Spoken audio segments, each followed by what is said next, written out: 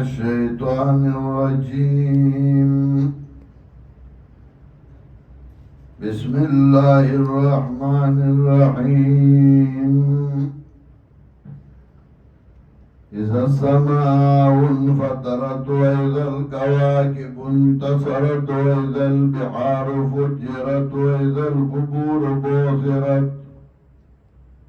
علمت نفس ما قدمت وأخرت.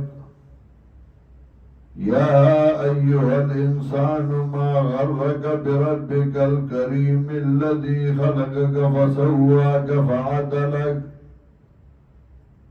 في أي صورة ما شاء ركبك. كلا بل تكذبون بالدين وإن عليكم لحافظين كراما كاتبين يعلمون ما تفعلون. إن الأبرار لفي نعيم وإن الفجار لفي جحيم يصلونها يوم الدين وما هم عنها بغائبين. وما أدراك ما يوم الدين ثم ما أدراك ما يوم الدين يوم لا تملك نفس لنفس شيئا والأمر يومئذ لله. سورة الانفطار مکی سورت دے. نزول کے دعات آئم او ترتیب د سورتونو کې هم دعات آئم نمبر دے. ربط دی سورت د ما سبق سرا پگن وجوه باندې دے. یو دا چمخ کے سورہ تکویر کے 12 احوال ذکر کر د ابتدا د قیامت. نو دی صورت کے سلور انقلابات ذکر کئی د دیو جنا اور بسیراڑو. یا مکی صورت کے ہوئے عالمت نفس ما احضرت. نو دی صورت کے ہمارا مضمون بنور الفاظ ذکر کئی عالمت نفس ما قدمت و اخرت. یا مکی صورت کے ہوئے وَإِذَا الْمَوْءُودَةُ سُئِلَتْ. نو دی صورت کے دا خی چه دا تپوس بکل کی گی وَإِذَا الْقُبُورُ بُعْثِرَتْ. کله چه قبرونو والا را پورته کړی شي. داول صورت نفذ شفاعت قهریه چه بزور باندې دا اللہ نسو خلاصور نشی کولے. صورت کے او سو اہم خبر ذکر کئی. اول اثبات دا قیامت،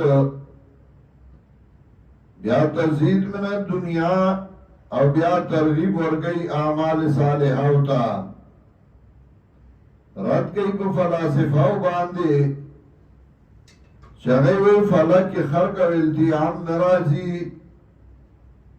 نو آغا اذا سماع انفطرت رد کئی باغی باندے او زجر ورگئی مورزین ہوتا او دلائل ذکر گئی بے اثبات دا قیامت باندے او تخفیف و بشارت او نفذ شفاعت قہریہ کئی. اول کی دا اسمان خرب التیام ذکر کئی چوگورا اسمان پہ اچوی او دا رد فلاسفہ باندی چغوی فلک کی خرق و التیام نرازی. اذا السماء انفطرت گلا چه اسمان اچوی ویذا الکواکب انتصرت او گلا چه ستوری دوڑیگی ویذا البحار فجرت او گلا چه دریابنا فجرت ابیگی یعنی وچ کرشی وَإِذَا الْقُبُورُ بُعْثِرَتْ او کلا چه قبرونو والا را پورته کرشی علمت نفس ما قدمت وآخرت. نو پوه بشی اریان نفس باغ باندې چې مخکې کړي دي او باغ باندې چې رستوی پرې خودي دي.